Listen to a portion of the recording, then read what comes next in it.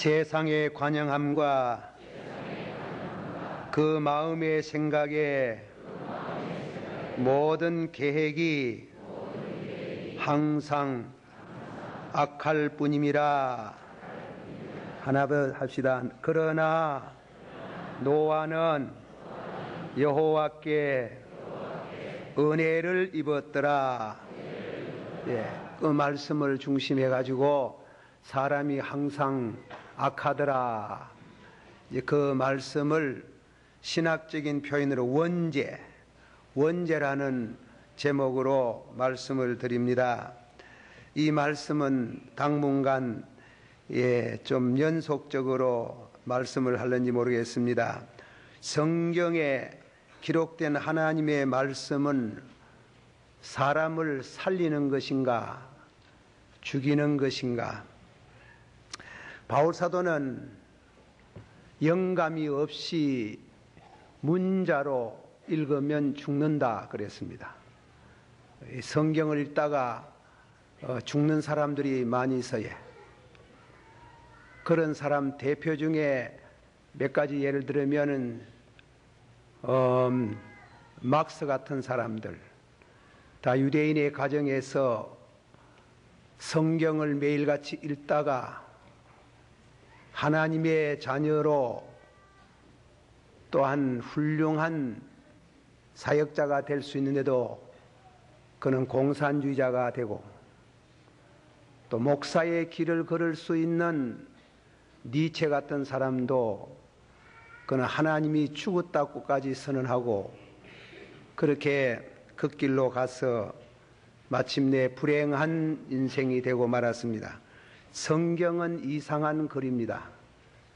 그 글을, 그 말씀을 문자적으로 읽으면은 죽이는 것이다.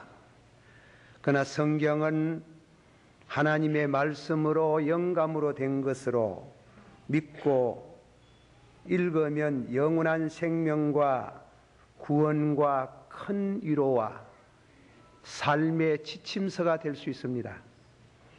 요한복음 5장 39절에 너희가 성경에서, 한번 다 같이 받아봅시다. 너희가 성경에서 영생을 얻는 줄 생각하고 성경을 상고하거니와 이 성경이 곧 내게 대하여 증거하는 것이로다. 간단한 주석은 성경을 믿음으로 읽다가 영생의 주가 되는 예수님을 만나는 사람은 복이 있도다. 시몬 베드로는 주여 영생하는 말씀이 계심에 주께 있사오매 우리가 누구에게 가오리까? 이 말씀을 통해서 영생의 지혜를 얻는 이는 복되도다. 디모데 후서 3장 15절에 성령이 너로 하여금 그리스도 예수 안에 있는 믿음으로 말미암아 구원에 이르게 하는 지혜가 있도다. 한번 합시다. 구원에 이르게 하는 지혜가 있나니라.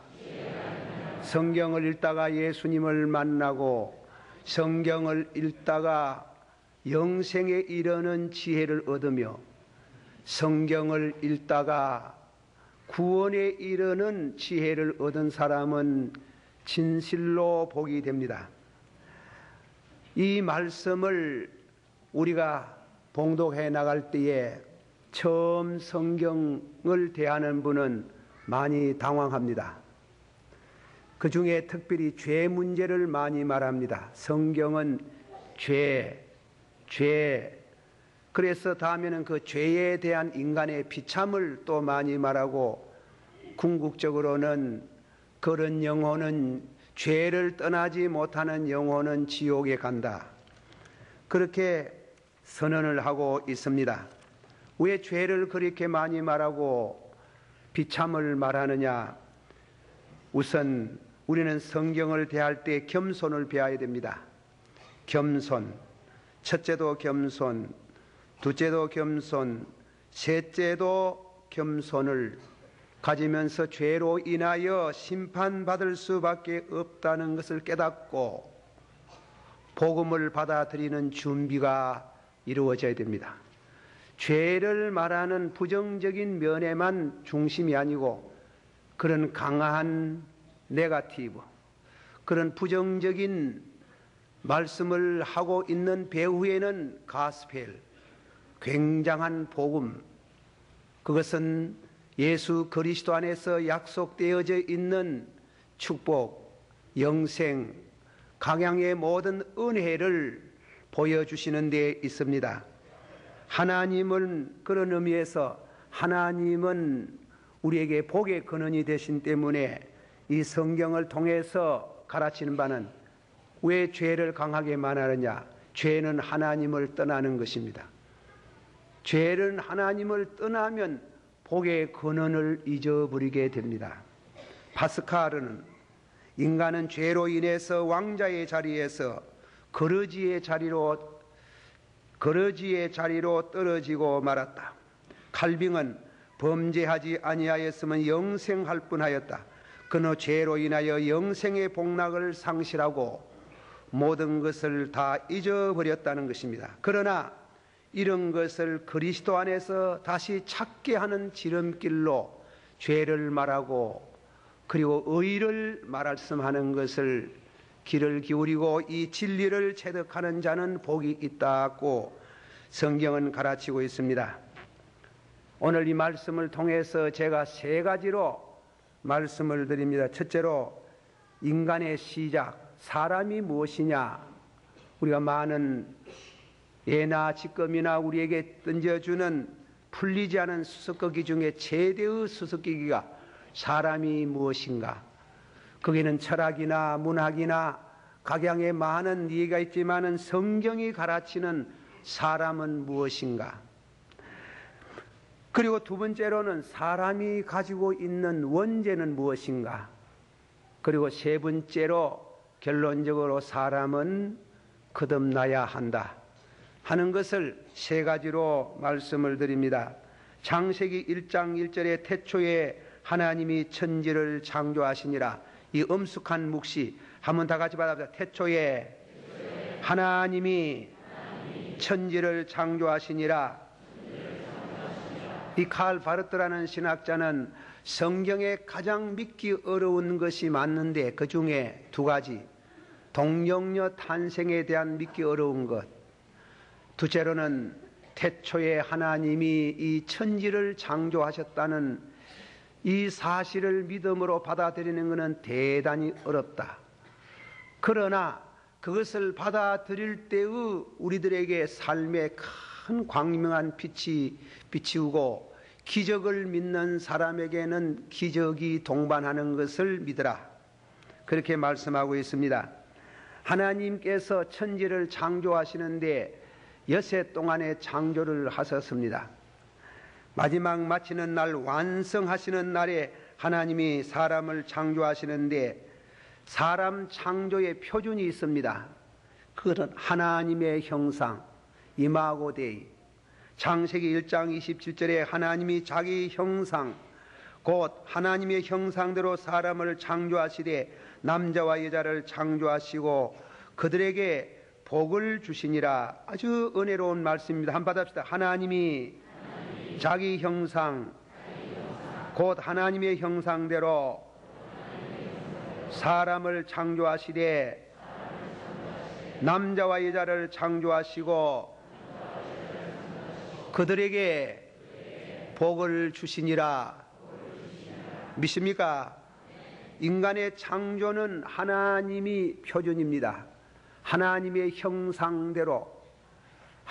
형상대로 사람을 창조하시고 하나님이 복을 주셨다 그런다. 그런데 왜 하나님이 사람을 창조하셨는가?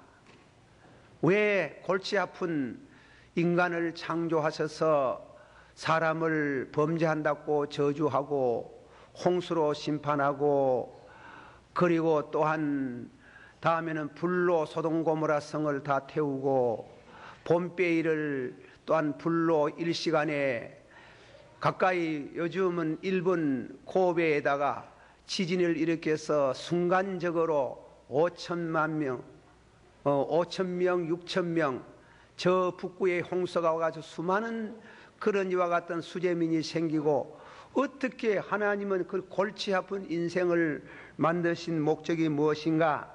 그대로부터 여러 가지 해석이 있습니다마는 그 중에 세 가지를 소개합니다.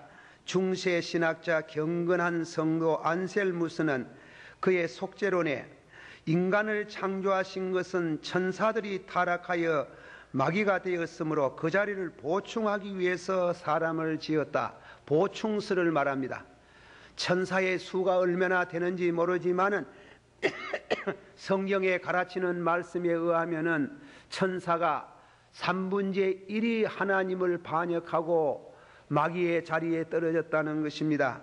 그 결연이 생겼으므로 보충으로 하나님께서 하나님보다 조금 못하게 그렇게 당신의 형상대로 사람을 창조하셨다고 하셨습니다. 상당한 깊이 있는 성경 해석이라고 봅니다.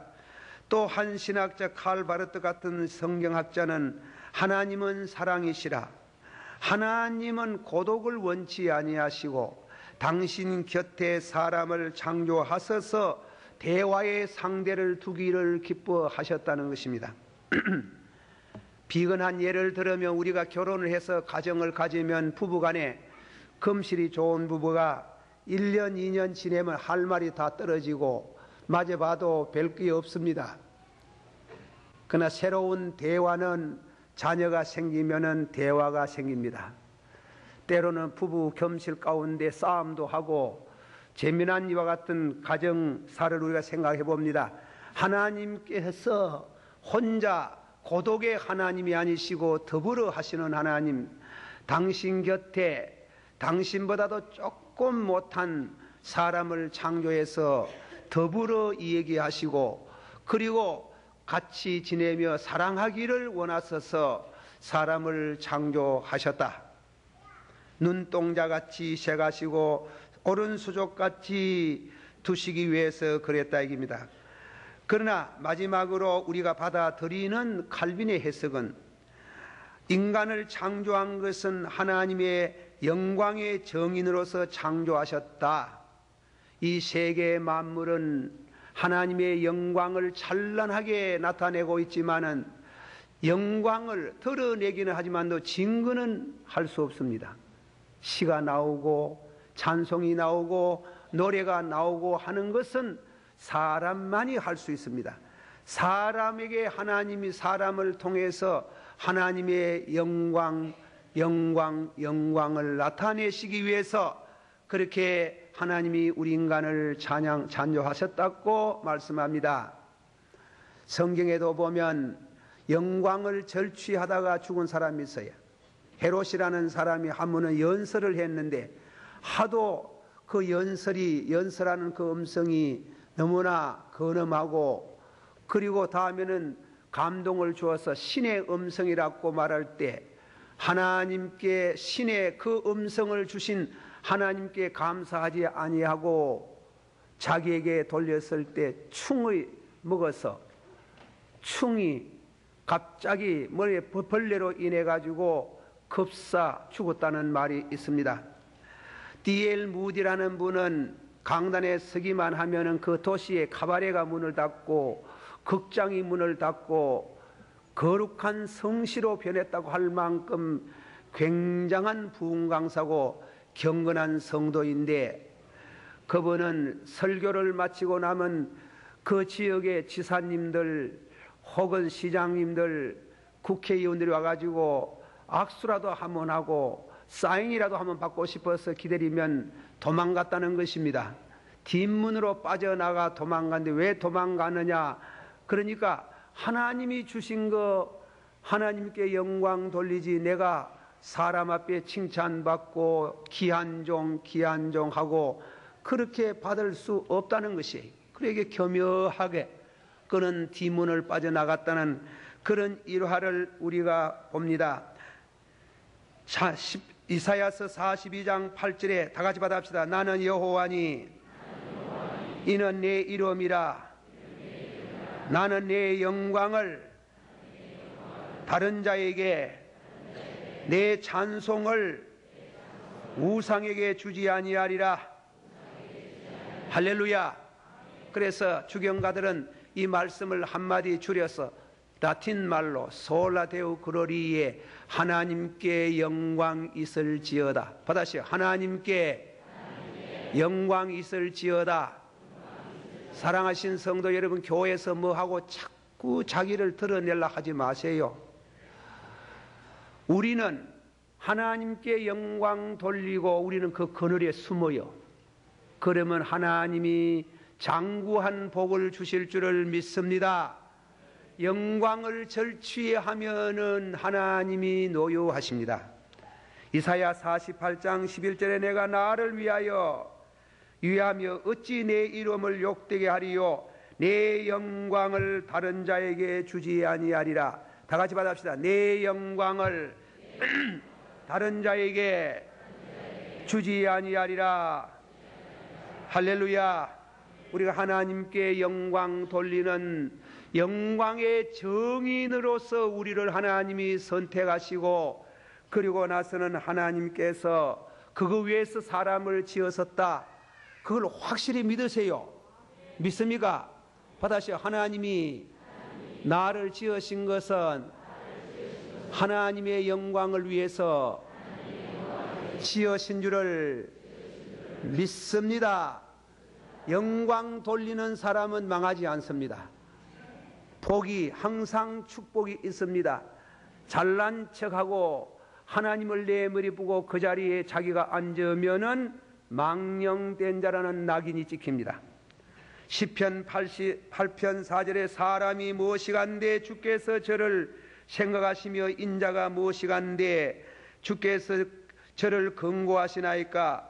저를 하나님보다 조금 못하게 하시고 영화와 종기로 간을 씌웠었나니라. 하나님이 인간을 창조하시고 그렇게 사람을 하나님보다 조금 못하게, 너는 나보다도 조금 못하다. 하나님이 그래 그 자리 있어라, 그 자리 있으라 그래요. 흔히들 한문에 일인지야 만인지사이라는 식으로 항상 암만 위대한 사람이라도 당신 머리에 하나님이 계신 줄을 믿으라. 절대로 하나님 자리에 올라가지 마라. 그래서 하나님이 복을 4가지를 그렇게 하면은 복을 4가지를 약속했어요. 첫째는 자녀의 복을 주신다. 생육하고 번성하고 자녀의 복을 주십니다. 믿으세요. 다음에는 2번째로는 땅을 정복할 수 있는 권세, 다스리는 능력을 주세요. 다스리는 거. 그래서 나라에 크게 다스리시는 분은 대통령이시겠지만은 모든 지역에 따라서 하나님이 권세를 주셔서 권세에 순종하라. 다스리는 그런 이와 같은 권세를 주시고, 3번째로는 일생 동안 영원토록 하나님과 동거하겠다입니다. 계시록 21장 3절 하나님이 저희와 함께 거하시리니. 다 같이 받읍시다. 하나님이 저희와 함께 거하시리니 저희는 하나님의 백성이 되고 하나님은 친히 저희와 함께 계셔서 복을 주시나니라. 4번째로는 생로병사가 없는 절대 영원한 영생할 수 있는 이 4가지 복을 주셨습니다. 주시면서 하나님께서 다 네 마음대로 하지만은 한 가지만 네 마음대로 못한다. 선악과를 따먹지 마라 그랬습니다. 그 말씀은 뭐냐 하면은 네가 만물의 주가 아니다 이깁니다. 네가 만물의 주가 아니고 너는 청지기다 이깁니다. 청지기로서 주시는 복을 누리는 거지, 받아서 누리는 거지. 내가 만든 거 아닙니다. 베레시트 바알라 엘로힘, 아무것도 없는 데서 만드신 분은 하나님이다. 우리는 아무것도, 아무리 위대한 사람이라도, 과학을 만들고 과학의 기술을 발전시키는 사람이라도 이미 있었던 그 법칙을 따라서 연구하는 거지 무에서 연구할 수 없어요. 자주 여러분에게 대화를 든지 모르지만은 에디슨이 얼마나 천여 가지의 많은 것을 연구를 했잖아요. 마지막에 연구가 축음기예요. 축음기를 연구했는데 그거는 날아가는 말을 붙들어 판때기에다가 붙들겠다 하니까 제자들이 우리 선생님 너무 연구 많이 하다가 정신 이상자가 됐다는 게요. 말을 어떻게 판때기에다가 말을 레코드 하겠느냐. 지금은 그게 아무것도 아니면 그때는 굉장한 얘기입니다. 그게. 그러나 레코드를 만들고 나서 발명을 마지막 마치면서 그는 레코드 만지고 나서는 하나님을 찬양했습니다. 뭐라고 찬양했어요? 사람의 재능으로서 이렇게 훌륭한 레코드를 만들어서 말을 붙들어 맨다면 이 우주는 하나님의 레코드. 내가 지금까지 나서 죽을 때까지 한 말이 다 없어지냐고 하나님의 녹음기에 기록이 되었으니 두렵도다. 그는 죽음기를 만들어 놓고 눈물로 회개하고 더 겸손하고 믿음의 사람이 되었다고 하는 그의 글을 읽어볼 수 있습니다. 그에 관한 글을 읽어볼 수 있습니다. 우리는 청직입니다. 이번에 제가 어제 저녁에입니까? 그저께 저녁에 유한양행 사장 초대 사장님이 돌아가실 때에 그 재산을 자신에게 물려주지 않냐고 이 사회 내놓으면서 그 따님 보고 그렇게 말씀하더만 내 손함은 보지 빈손으로 왔어. 지금 빈손으로 가는 중이야. 빈손으로 왔어. 빈손으로 왔고 내게 있는 거는 이 사회와 내 동포를 위해서 쓰는 거야. 내 아들 변호사 되었는데 아들에게 물려주지 아니하고 이 사회에 내주는 그 가혹한 그 신앙은 이 청지기의 사상이에요. 철저히 청지기의 사상을 유지하면은 그게 바로 하나님께 영광 돌리는 것이고, 그렇게 하며 그러면 네 가지 복을 지속적으로 줍니다. 자녀의 복을 주십니다. 물질의 복을 주십니다. 다스리는 권세를 주십니다. 임마누엘의 축복을 주십니다. 그러나 그렇게 해야 되는데 우리는 순종하지 못하고 내 것 아닌데 하나님의 것인데 도둑질을 해가지고 선악과 따먹는 것은 도적놈이에요. 내 것이라고 말하는 것은 도적놈이에요. 그렇게 해서 범죄했을 때에 인간은 불행이 시작합니다. 밀턴의 신라곤의 시와 같이 하나님이 따먹지 말라는 선악과를 따먹음이요, 우리 조상들의 그 불순종이요, 그 쓴맛이 모탈 테스트, 그 쓴맛이 우리에게 죽음을 가져오는데 모든 불행과 더불어 죽음을 가져왔도다. 그분이 오실 때까지, 그분이 오실 때가 누구며 그분이 오셔서 우리를 회복하실 때까지 하고 그렇게 노래를 부르는 장면을 읽어볼 수 있습니다. 하나님께서 따먹지 마라. 너는 청직이다.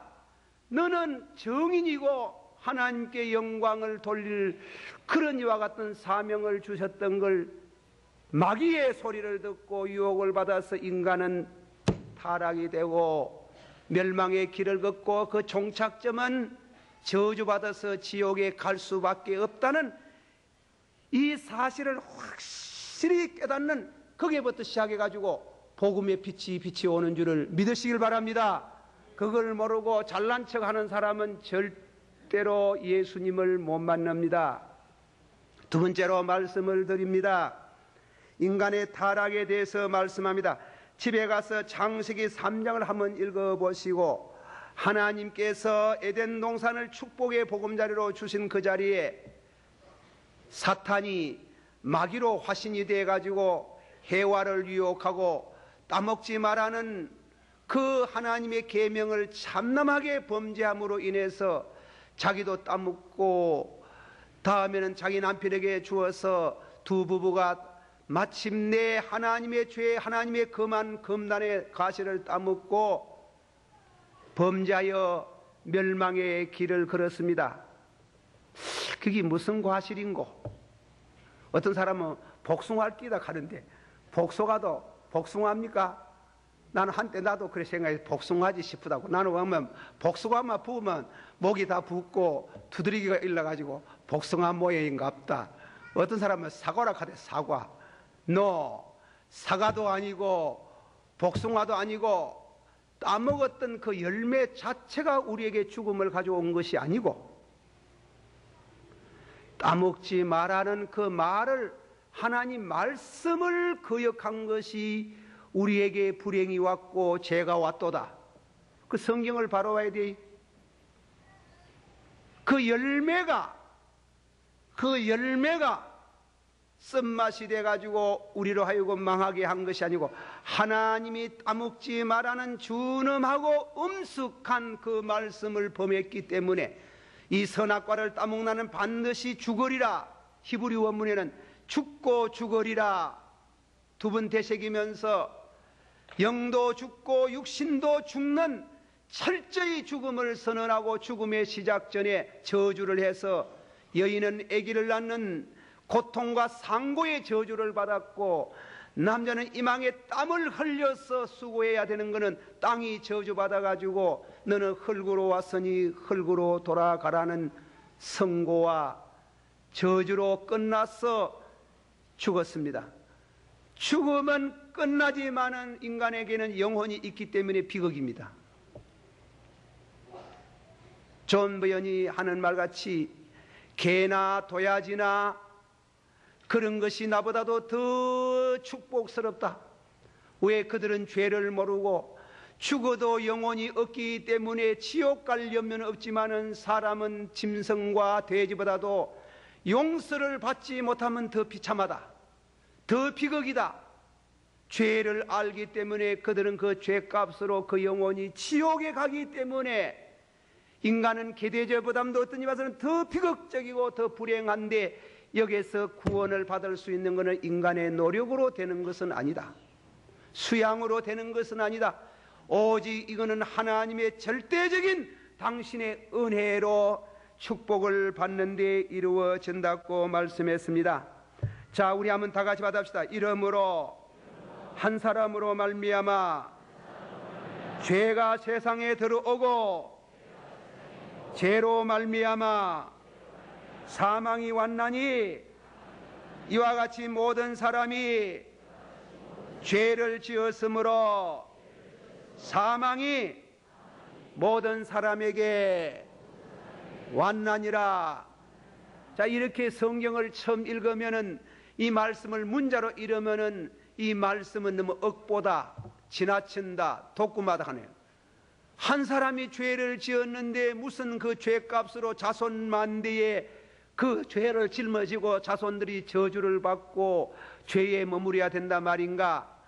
그거는 고대로부터 많은 논란이 있었는데 그 중에 대표적인 한 예를 듭니다. 성 어거스틴. 이분은 35년 동안 방탕의 길을 걷고 살았지만은 어머니의 눈물의 기도로 그분은 마침내 회개하고 성자가 되고 기독교 2000년 역사의 가장 위대한 신학자가 되었습니다. 그분의 해석을 듣습니다. 그러나 그분의 해석을 반박하는 페라기우스라는 신학자가 있습니다. 어거스틴은 말하기를, 죄는 아담에게 한 사람 머무는 것이 아니고 그것은 자손 만대에 이어져 가는 것이다. 그것을 원죄라 그런다. 원죄는 어떻게 전달이 되느냐? 결혼을 통해서. 페라기우스는 말하기를, 그러면 결혼은 저주라 말인가? 아니지. 결혼 자체는 하나님이 인간이 타락이 되어서 범죄로 인해서 망하겠지만 결혼은 여전히 축복이다. 그러나 축복이지만은 자녀를 생산한 그 과정에는 항상 리비도의 작용이 있기 때문에 죄가 따라간다는 게, 절대로 그것을 벗어날 수가 없다는 게. 물론 여기에서 대가지고 여러 가지 생물학적으로 무슨 여러 가지 설명을 하고 사회학적으로 얘기하겠지만 우리는 성경을 더 믿습니다. 다윗이 죄를 짓고 참회할 때 이런 말씀을 하셨습니다. 이 말은 절대로 자기가 지어낸 말이 아니고 영감으로 주신 성령의 말씀입니다. 다 같이 받아봅시다. 내가 죄악 중에 출생하였으며 모친이 죄 중에 나를 잉태하였나이다. 이 말씀 보세요. 내가 죄악 중에 출생하였으며 모친이 죄 중에 나를 잉태하였나이다. 모친이 무슨 죄송한 말로 부정행위를 해서 자기를 낳은 것이 아니라 이깁니다. 이 말씀은 경건한 부부지만은, 경건한 가정에서 낳지만은, 그러나 자녀가 생산한 그 과정에 있어서는 항상 죄가 따라온다. 이게 내가 죄악 중에 출생하였으며 모친이 죄 중에 나를 잉태하였나이다. 독일의 신학자 로버트라는 이와 같은 학자는 말하기를, 사람이 자기 그림자를 뛰어넘을 수가 없다. 그림자를 뛰어넘고서 장난기 섞인 마음으로 펄쩍 뛰면 그림자는 앞에 가가 있다. 내가 조상과 아무 상관없다고 말하고 조상을 비끼설라고 팔짝 뛰어넘어도 조상을 벗어날 수가 없다. 조상이 지은 큰 죄나 적은 죄, 특별히 조상 속에 있던 원죄는 여전히 인간을 따라오고 있다. 그것이 바로 모든 죄를 범할 수 있는 근원이고, 그 근원에서 자범죄라는 물결이 흘러나오고 있는 것이다. 사람 마음 속에서 악한 생각, 그게 원죄라. 악한 생각, 음란과 도둑질과 살인과 간음과 강패와 교만과 이 모든 죄악이 흘러나와서 자기를 불행하게 한다고 마가복음 7장 21절 이하의 말씀을 했습니다. 결혼은 신성하다. 페라기우스의 말대로 결혼은 깨끗하고 축복스러운데 왜 죄가 전달된다고 말하느냐? 그러나 성경이 분명히 한 사람이 범죄함으로 모든 사람이 죄를 범하게 된 것과 같고, 한 사람이 죄값으로 죽게 되었으니 모든 사람이 같이 죽는 것은 하나님의 명령이지, 그리고 방법적으로는 그것이 유전되어져 간다 입니다. 아무리 좋은 가문에서 태어나고 아무리 유능한 경건한 가정에서 태어날지라도 그 자녀는 날 때부터 죄가 있다. 어린아이가, 한두 살 먹은 어린아이가 죄가 없이 깨끗한 것 같지만은, 그러나 그들이 사직에 힘이 없어서 죄를 범하지 않는 것뿐, 사지가 힘이 생기면 그들 속에 있는 원죄에서 흘러나오는 죄는 서서히 흘러나오고 있다. 어거스틴의 말, 성경적으로. 동시에 그는 그래서 어린아이가 자기 어머니에게 보채면서 어머니 젖꼭지를 물어뜯는 걸 보고, 자기가 물어뜯는지 안 뜯는지 모르겠지만은 틀림없이 어머니의 젖꼭지를 물었던 일이 있을 것이라고 생각하고, 그는 참여하기를, 주여 내가 보채면서 어머니에게 바당당거리면서 어머니의 젖꼭지를 물어띈 거 용서하소서. 내 입바디가 악합니다. 내 입바디가 악한 걸 용서해달라는, 그게 철저히 인간의 죄의 밑바닥 원죄를 시인하고 난다면은 주님의 십자가와 은혜를 바라볼 때 은혜가 넘치는도다, 그런 역사가 일어나는 줄 믿으시길 바랍니다. 자, 본문에 하면 우리 새로 돌아가서 봉독을 새로 하면서 계속해 말씀합니다. 이 시간이 나만이 지내가서 죄송합니다. 6장 5절서부터 8절까지 한 목소리로 봉독하십시다. 6장 5절부터 시작. 여호와께서 사람의 죄악이 세상에 관영함과 그 마음의 생각의 모든 계획이 항상 악할 뿐임을 보시고, 땅 위에 사람 지어서 섬을 한탄하사 마음에 근심하시고 가라사대, 나의 창조한 사람을 내가 지면에서 썰어버리되 사람으로부터 육축과 기능극과 공중의 새까지 그러하리니 이는 내가 그것을 지었음이라 한탄함이라 하시니라. 그러나 노아는 여호와께 은혜를 입었더라. 다 같이 받아. 그러나 노아는 여호와께 은혜를 입었더라. 믿습니까? 구약 성경에 3대 의인이 있어요. 노아, 욥, 다니엘 세 분이 3대 의인인데 그분이 절대적으로 죄 안 짓는 거룩한 의인입니까? 아니지. 하나님이 봐주는 의인이지.